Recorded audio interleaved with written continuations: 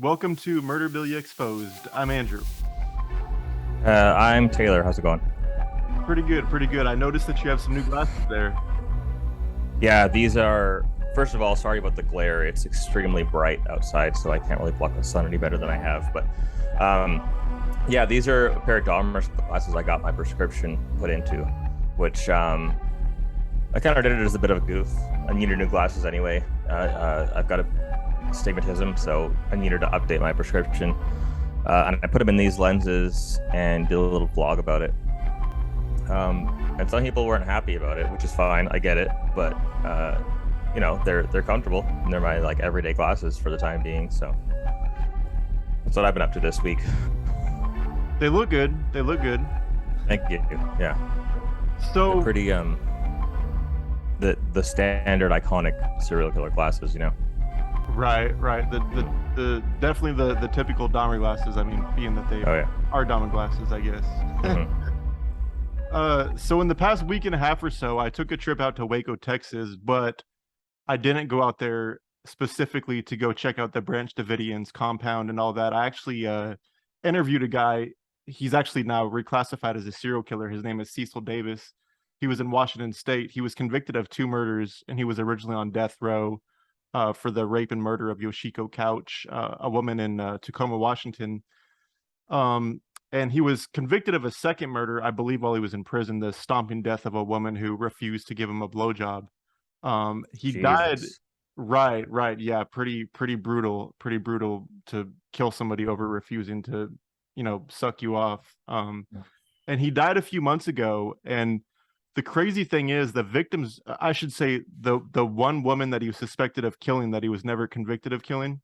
At the very end of my interview, I asked him if there's anything he'd like to talk about that we haven't covered yet, like I always do. And he went on about this woman named Miss Georgia Aherns, and he went on about this woman who he didn't kill. He saw her front door was open, and she knew he was a good person, and she knows that he would have never killed her, blah blah blah. Well, fast forward, to 2022.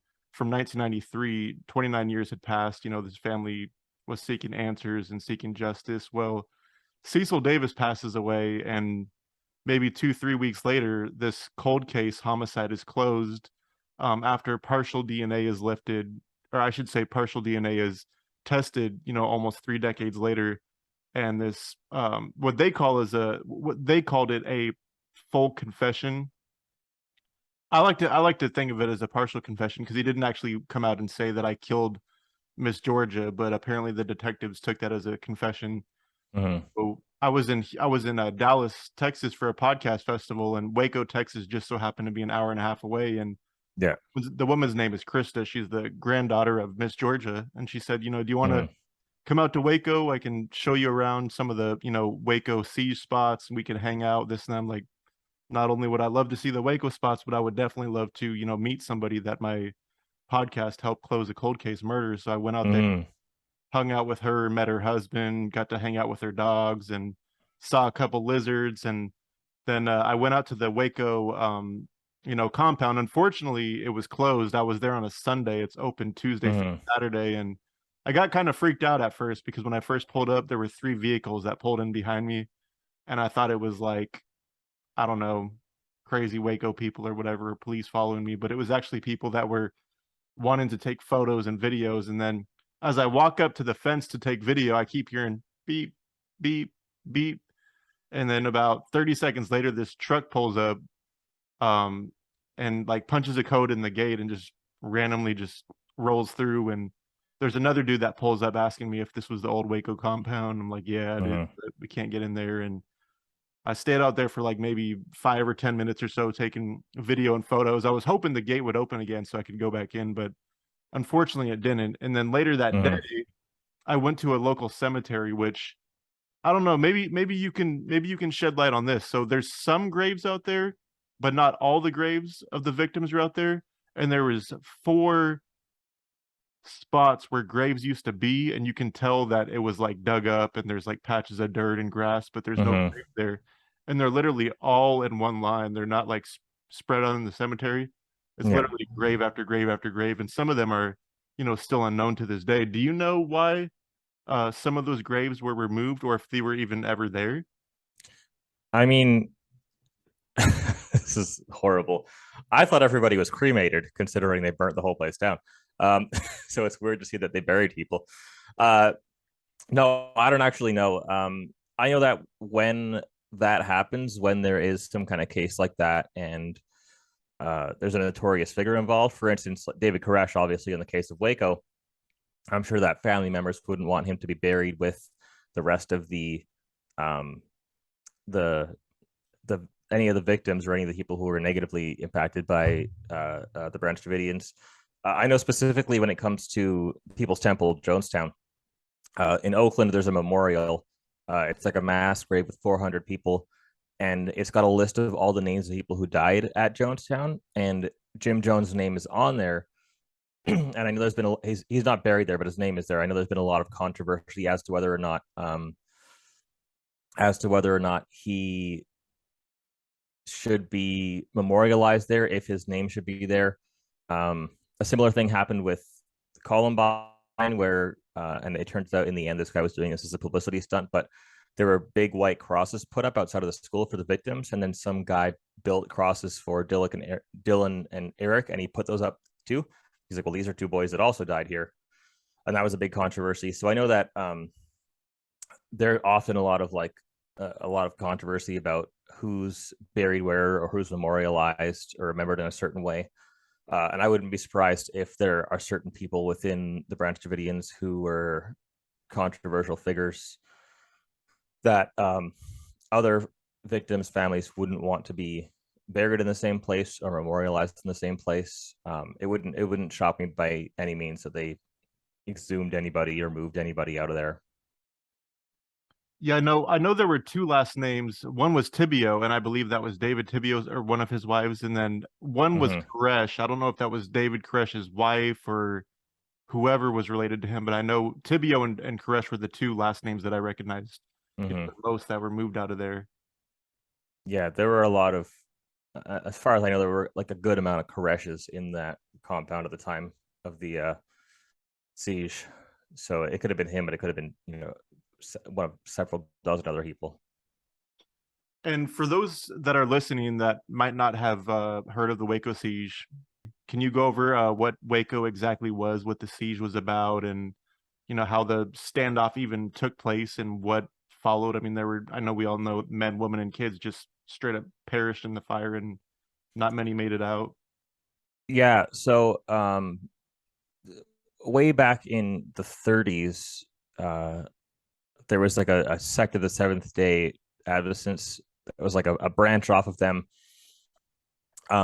Somebody started their own kind of religion based on that, and it became a bit more of a cult, secular thing than anything else. And then it just persisted for years and years and years. They were at Mount Carmel the whole time. Eventually, they ended up having a compound where everyone was living. And then at a certain point, way later on, most people only know of Waco through or I guess of the Waco Siege and the Branch Davidians through David Koresh. People also assuming that Branch Davidians is taken from his name David, which isn't his real name, and also wasn't the case. The Branch Davidians name is from like the 30s, but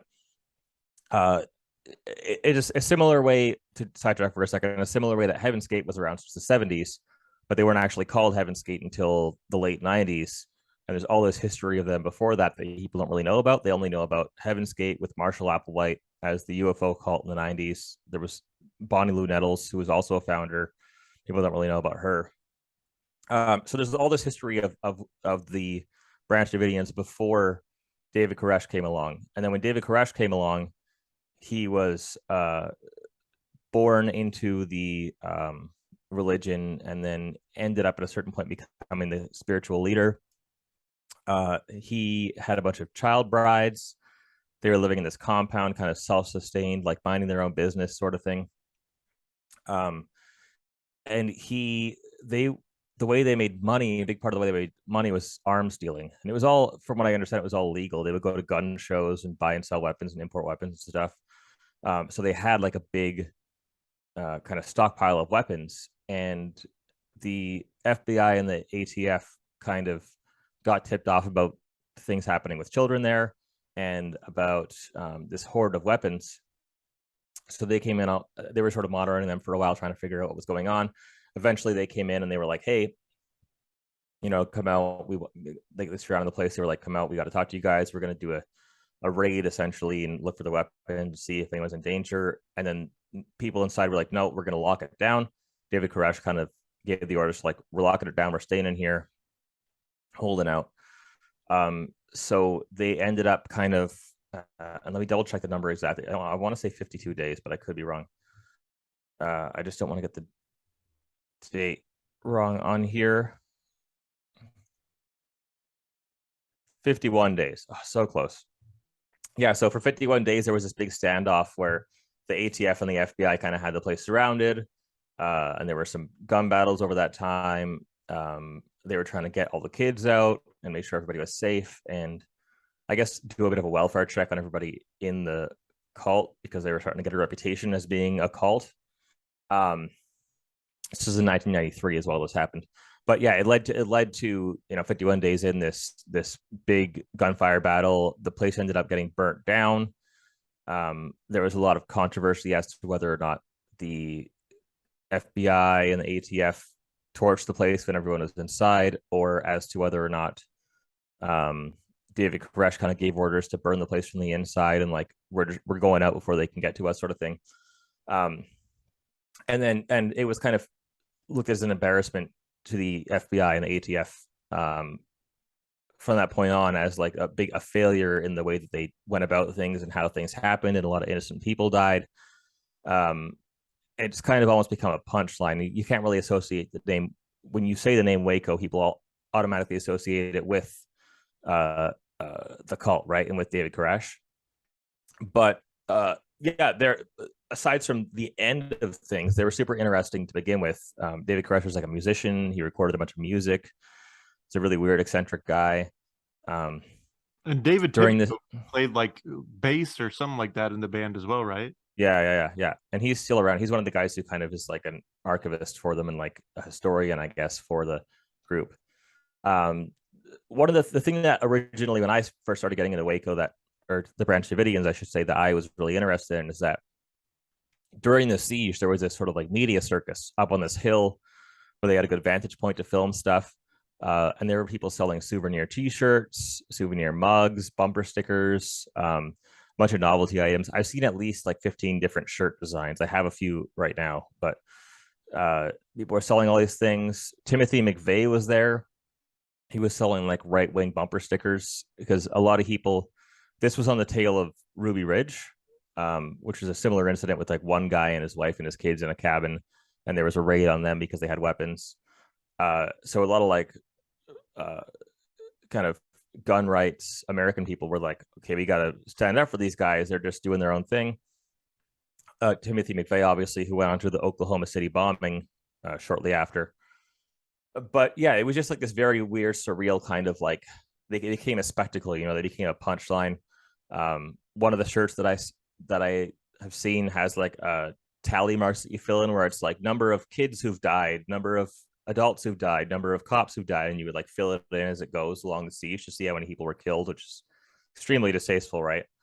But yeah, I'd say that they're one of the biggest well-known American cult stories ever, for sure. They're up there with probably right between People's Temple and Heaven's Gate as like one of the top three. Off the top of your head, do you know how many people died plus, like agents and Waco members? It was like 80 something people from the I have some notes here. 86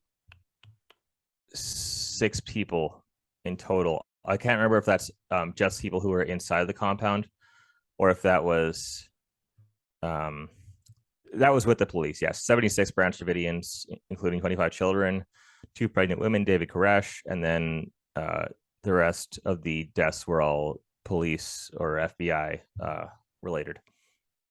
Now, when I was there, of course, I couldn't get inside, but I saw one. It looked like a little building. Obviously, the entire compound had burnt down. So the building that burnt down, they never rebuilt any of that, right? Like No, what's there now is just what survived. yeah, it's kind of similar to the way that uh, the People's Temple, once the suicides happened in Jonestown, it was sort of done. There weren't people who were like, "Oh, Jim Jones was great," and we're still really into Jim Jones. Once that happened, there's some people, a very small amount of people who still, believe in the teachings of David Koresh and everything. But for the most part, it sort of disbanded everything. It just derailed the whole operation, so to say. They didn't try and reform any groups. They didn't try and rebuild anything. There's a building there, a smaller building there that I think is a bit of a museum and an archive of sort of a memorial for all the victims of what happened. And I think they have like a little miniature of the compound you can see, and they have some memorabilia and stuff.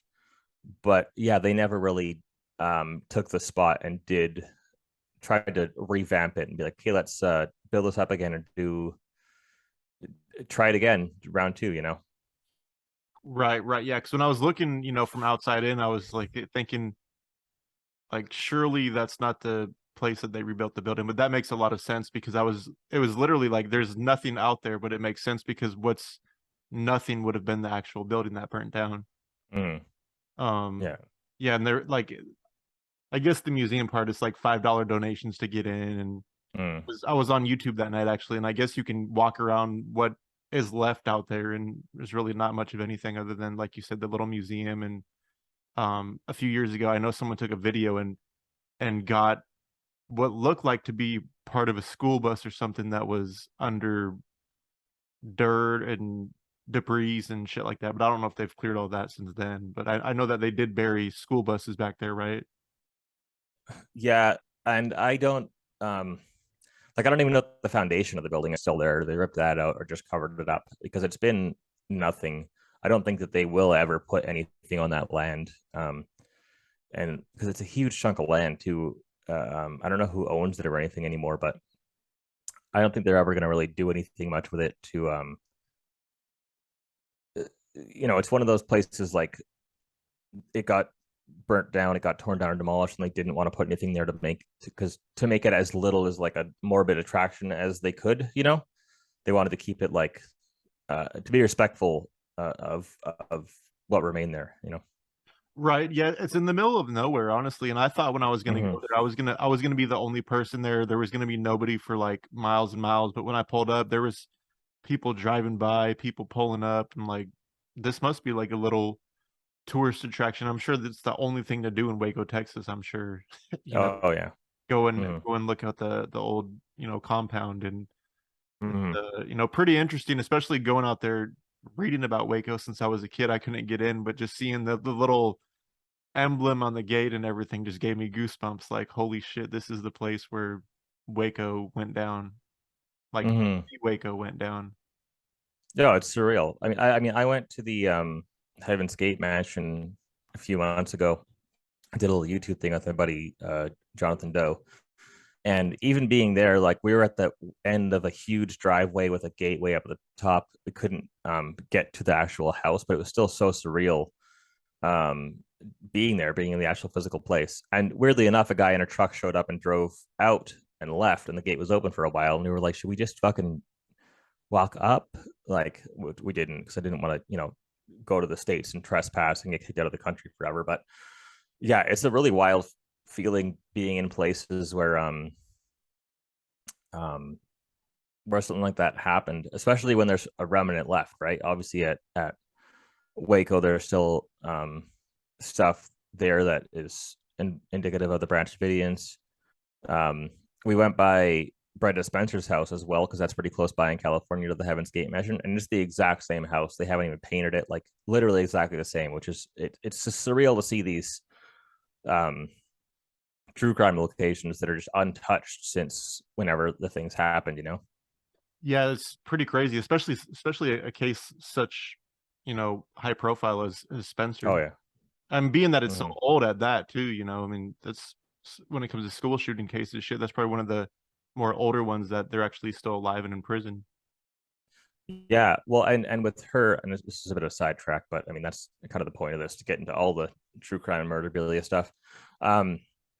The house was across from the school. For anybody who doesn't know, she was like one of the first female school shooters. She was shooting people at her school, which was across the street, with a rifle from her window in the house.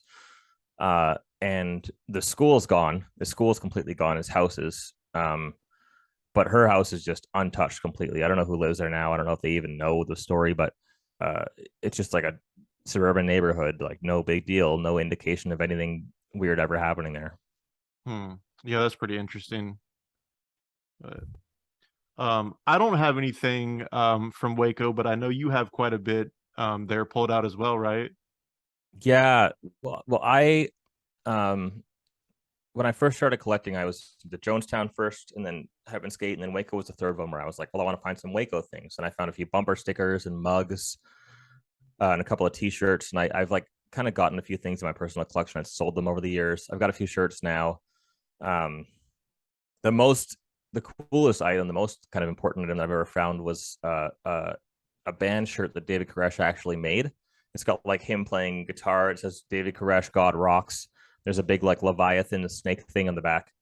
And there's been like kind of half-assed attempts at reprints online before, but nobody really had the original shirt to make copies from. But I ended up somebody on eBay contacted me and said, "Hey, check out what we have," and they had an original, which is undoubtedly an original. The person you were talking about who runs that museum down there, I was talking with him about it and showing him photos, and he's like, "Yeah, those are the ones. Koresh had them made. This is the guy who printed them. Like it was one of the originals, one of only two that have ever been seen that are known to exist." One of the coolest things that I ever had, but it's sold ages ago. But I just got a box of stuff in this week from within the compound, which is aside from that shirt, I haven't had anything else from inside. And what it was essentially is just a box of documents, receipts, bookkeeping stuff from 1949, and it has like a bunch of different like. Here, let me show you a couple things. So I've got this. This is like a Bible study page from some Bible study program they had at the school, with just some handwritten notes from somebody on the back. There's a little receipts and things for food. It was I think it might have been the treasurer's documents. This one's really cool. It's like a little pamphlet. It says the Davidian Sabbath School. I think this maybe is like a doodle for a cover for a handout or a pamphlet. Like it kind of looks like a rough draft of what they would have used for some kind of school thing. But the coolest thing in here, and I have a couple of these, I have one on the site right now, is I've got some of these remittance envelope slips, just like for bookkeeping stuff, that are signed by Victor Hutef, who was one of the original founders of the Branch Davidians, way like in the 30s. It was Victor Hutef and then one other guy, I can't remember his name, but who were sort of co-founders, or one of them broke off from the other group and the other one sort of refined it. And this is like, yeah, like 1949, going way back before David Koresh. Obviously a Koresh signature would be cool, but this is like original founding members that led the group to become the Branch Davidians later on. And then without them, they wouldn't have had the Waco Siege.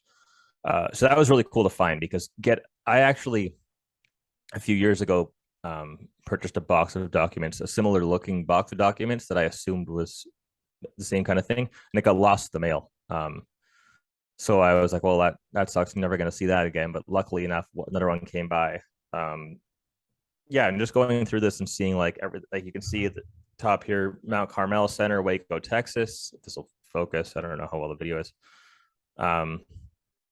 Like it says stuff about the Branch Davidians everywhere, about Waco, Texas, about Mount Carmel. It's like I really like finding this like early cult stuff, like things from, like I was saying, Heaven's Gate in the 70s, or like foundational stuff, right? So to find old things like this, that these papers were in a building in 1949, eventually were moved to a different building within the compound in 1957, and then were rescued from the rubble, because when the place burnt down, not everything burnt down, there was still some stuff. So these were within some documents that were there, and then somebody eventually bought them, had them in storage forever, and then they came to me. But Yeah, this is like big time history for Waco, which is very weird timing that the week that I got this stuff was also the week that you went physically went down there, you know. Right. So the stuff that you have there pulled out, what would some of those things go for, like on your website? It's well, on my site, everything here is between like 150 and 500. I've got the HUTEF signatures at 500 because that's like a big high end thing, right? Most of the stuff's 200, $250 depending on the document. And this is obviously like hasn't been for sale before. It's one of those items where I'm kind of figuring it out, you know. I sold a few things. It seems like a good price point for it because it's very important historical documents that are super old, but it's also not directly related to David Koresh specifically. So I'm trying to find a middle point between that. But yeah, if anyone's interested, I have a bunch of things. These ones here, receipts, I have a few of these too, and they have the Mount Carmel Center, Waco, Texas, in the corner, which is just anything that says that it just seems cool. Immediately, even if there's no context of this being a Branch Davidian thing, people are gonna come to that realization, right? Yeah, it's long-winded, but yeah, I've got everything between 150 and $500 depending on the significance of the document. Or a few of them I have a couple copies of, and some of them they're only one-offs, you know, so those are obviously a little more valuable. Right. So let's say if, and I don't know if any exists even in the world to this day, but let's say if, say there was some type of ledger, some type of paper that was signed by David Koresh, what would you say that that would go for if one did exist? If I had one, um, I would probably be looking to get at least 5 grand for it. Like the thing with the Koresh stuff is that he had business cards, and I've seen some people who have the business cards. I've also seen replica business cards, and I personally don't know how I would know which one is original versus replica. All the original ones look a little more beat up, and it's kind of like, yeah, some guy gave it to me at a bar, and he knew Koresh or this that. So it's all sort of hearsay. There's no real actual evidence that it's an original piece. I've seen a couple of envelopes, maybe even just one envelope signed by Koresh that was like written to a certain publication or a certain group, and all the dates checked out, all the stamps checked out. Like it was very thoroughly backed up with information that like, okay, this is definitely a real item. That was in somebody's private collection. It wasn't for sale. I imagine they paid a lot for it though. It's the only one I've seen. Yeah, I would definitely. I mean, any of those guys, David Koresh, Marshall Applewhite, or Jim Jones, a signature is so sought after and so high value. I would assume 5 grand minimum would be a starting point for it. And honestly, I might even pay that for the item just to have it and then list it for hire. If I were to come across one at that price point, I think that would be reasonable to pay for me. Right. Yeah, that would be awesome. I don't even know if there's any that even exist out there in private collections or museums, or I haven't certainly heard of any. Mm-hmm. Yeah, I saw one years ago. Somebody shared a photo of it that they had, but I don't know anything more than just that one. And who knows the story behind that piece, even, you know? Before we wrap this up, is there anything else you'd like to add, and any new inventory you have or anything that you're working on that you want to give a little sneak peek of? Um, the handful of things I'll go over quickly. I mean, the glasses just happened. These Waco documents are a new thing. They're super cool. Even if you're not interested in purchasing one, if you check out collectibles.org, they're near the top of the new inventory, and they're super cool to see because nobody's seen these before even. I've got another Dahmer book that's out now that we published, his psychiatric report, which hadn't been released before. It was Lionel's personal copy of Jeff's psychiatric report, and it's like a large book. Like I think it's the same size as the actual document originally. And yeah, his confession has been published before, but his psychiatric report had never been released, so that's cool because it's like a new piece of information that's out. As for with like other new inventory, I mean, The Israel Keys items. I made a video about that, and I got it a little while ago, but I haven't mentioned it here. But he's kind of one of those names. He's a bit of like a maybe like Pee Wee Gaskins almost, where he's not as well known, but is a very notorious name in serial killers. Um, I got a bunch of legal contracts and documents, or I guess contractors' invoices from him from somebody that he worked for in Alaska in the 2000s, and those are I've got a couple of them. These two things framed at the top there are both Israel Keys items. There's never been anything on the market from him before anywhere. There's never been any letters. He killed himself in jail before he went to trial or anything. There hasn't been anything. So those are kind of like over the past few months the biggest thing for me, just because it's almost like an exclusive that like I'm the first person who's ever found something and ever has something for sale. So if you're interested in Israel Keys, they're on the site too on collectibles.org. But that's about it. I haven't been grinding for inventory so much recently and doing research into that, as I have been doing a lot of YouTube stuff and a lot of documentary stuff and some publishing work. And not that it's like taken priority. I'm not doing the website anymore. It's just I've been doing that a little more recently than anything else. So I haven't had a ton of stuff coming out. But yeah, that's about it. That's all the kind of new stuff as of right now. Yeah, I've noticed it's hard to balance between a website and creating content and researching, and you almost need like a 5-person team to do everything you're just doing by yourself. Yeah, I do. For anybody who doesn't know, all the Call Collectible stuff is just me. Literally every single thing that I do for it, the TikTok, the YouTube, all the editing, all the research, the work I'm doing with documentaries right now, which I can't get into too much, but doing a lot of that stuff. That's a lot of work. The Dahmer collection is sort of separate from my main shop inventory, so that's almost like running a second store, just dealing in that stuff. All the hunting for items, finding things, getting them shipped to me, adding them into inventory and stuff. I mean, like I've got like piles and piles and piles of letters and smaller items around that I haven't listed because the past few months, I've been more so, I'd rather wait and then have some significant things to put for a higher value on the site, as opposed to putting up 10, 15, $20 letters all the time, because it's just, it takes a ton of time. It takes a ton of time, and then shipping out a $15 item it takes time too. There's a lot of work on that end of it. So I'm sort of been trying to refine my inventory the past few months into more, not just high-end items, but things that are more substantial. And I'm not. When I first started, I would kind of list everything I got my hands on, and now I'm kind of like piling things up, and eventually I'll sell big lots of stuff. But yeah, it's a lot of work. It's a ton of work doing this. I enjoy it. I love it, but it's definitely running a small business is ridiculous enough, and then doing all the other stuff on top of that is just like it's a lot. It's a lot of time. Yeah, definitely those 9 to 5 days turn into like 12, 18-hour days sometimes for me. I know, like I've been spending the last 3 days editing one interview, and I'm not even like 75% done yet.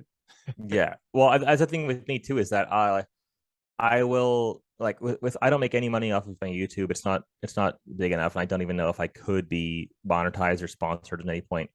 But I spend a ton of time on writing videos and editing and making videos for it because I enjoy doing it. And at the very least, it's promotion for my site, right? So I make all the money through callcollectibles.org.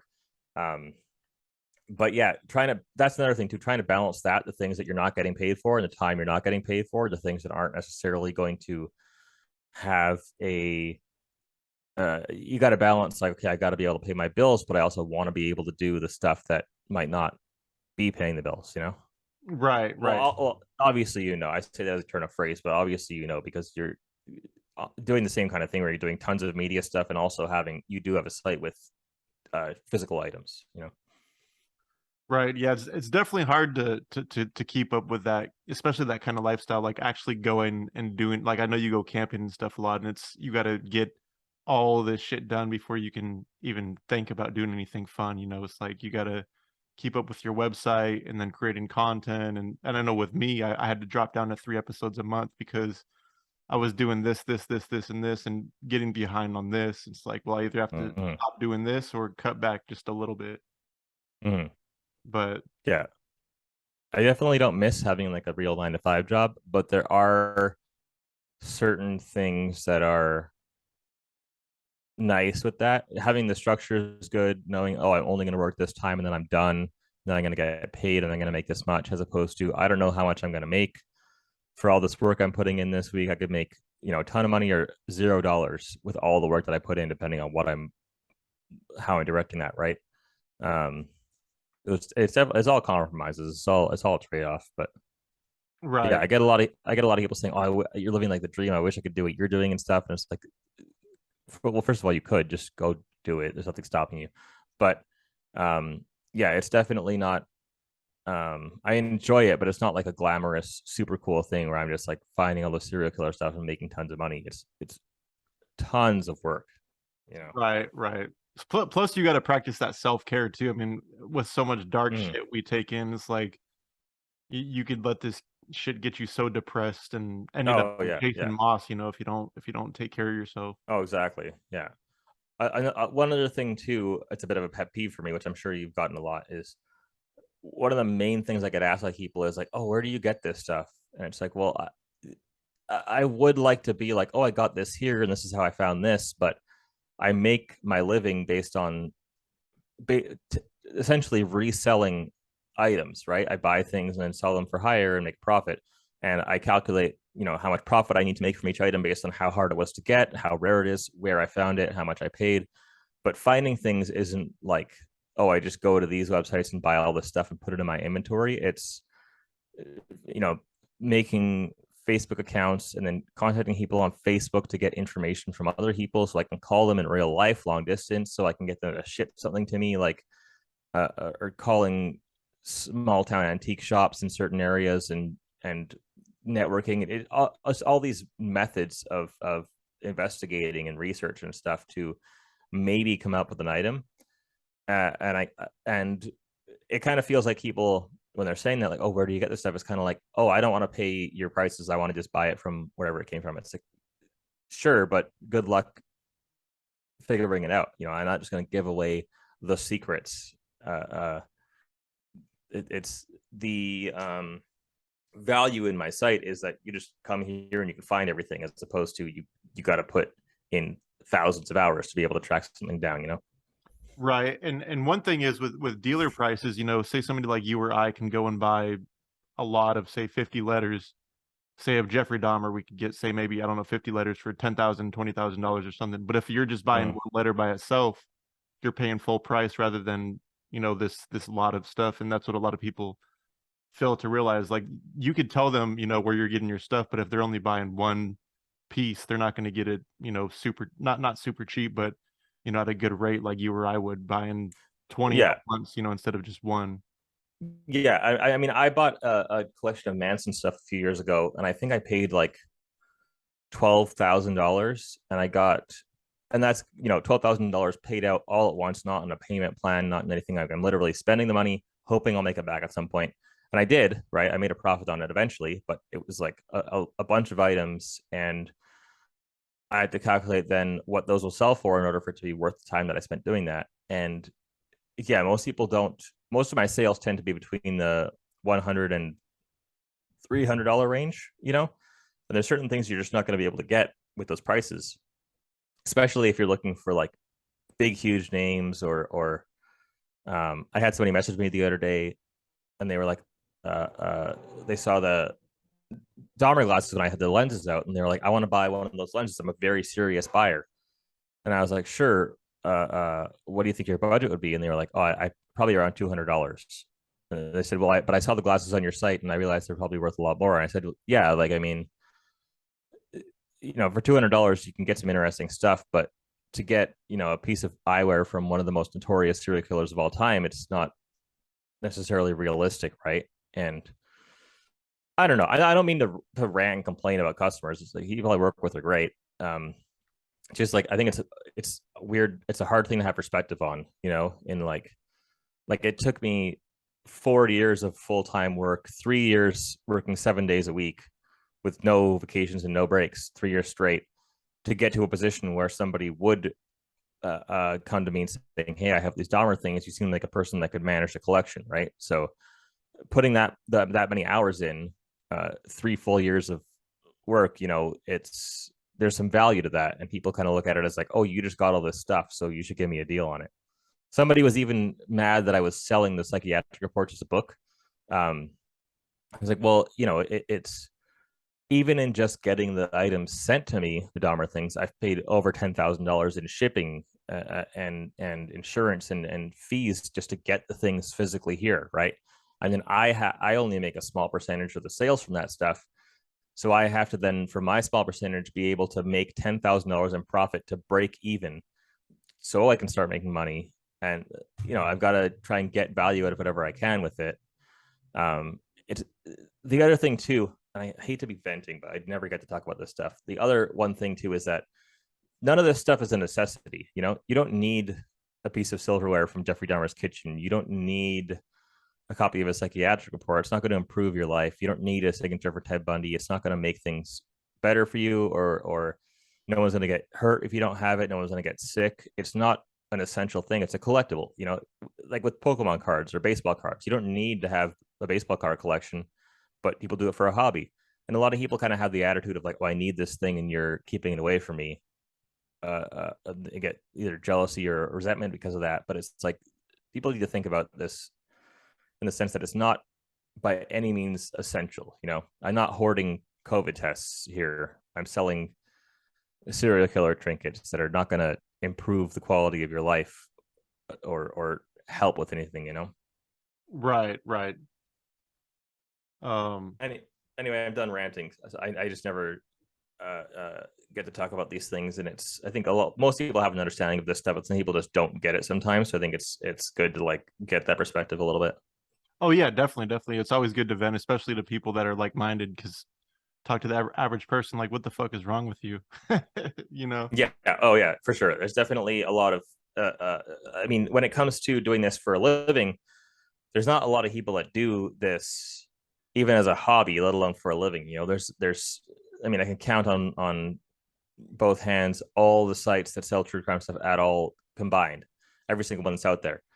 And it's not like the 7 or 8 or 9 of us are all sitting in a room together, conferencing, figuring prices out. And there's people who collaborate on certain things, but it's, everyone's running their own business, trying to be successful with their own business, right? So it's not like I can just go look at a YouTube tutorial of how to do this or how to find this or price this thing. It's like a very isolating job, and not necessarily in a negative way. It's just like, I got to figure every single thing out myself, and I can't look to anything else.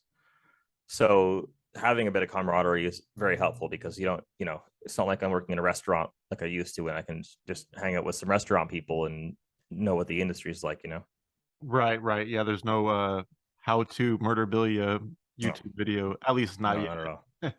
Yeah, that's true. Yeah, it's just getting bigger and bigger, so we'll see. But right. Well, I think we can get out of here. We have almost an hour in, and I'm working on a few serial killer interviews in the near future to have on here related around Murderabilia. Mm-hmm. Yeah, which is super interesting for anybody who doesn't know. There's a law in the states, the Son of Sam law, where it states that, and I think it's different state to state, but it states that inmates can't make money, can't profit off of their crimes, right? So somebody can't like make art and sell it and be like, I'm a notorious inmate, here's my art. But it's so easy to skirt around if you are looking to do things that way, like buy things from an inmate, for instance. It's so easy to give a gift of money and then receive a gift of an artwork piece or an autograph or whatever. And then there's some people who are in prison who totally like understand there's a market for that and are like, yeah, I don't care, sell my things, and are happy to do it. There's some people that despise it and think it's gross. They're very resentful of their crimes or apologetic and don't like the idea of that. I'm excited to get some of the people's views from hopefully both sides of that, to see what people think, because it's a very obviously a opinionated industry, right? Where even people who aren't directly involved with it have really strong opinions about this stuff. So to get those firsthand perspective of the people these items are coming from is going to be really cool to see. Yeah, definitely, and not all of them will be, positive. Oh yeah. There's some inmates that don't even like people collecting murderabilia, but they got to do what they got to do to survive in prison. Yeah, for sure.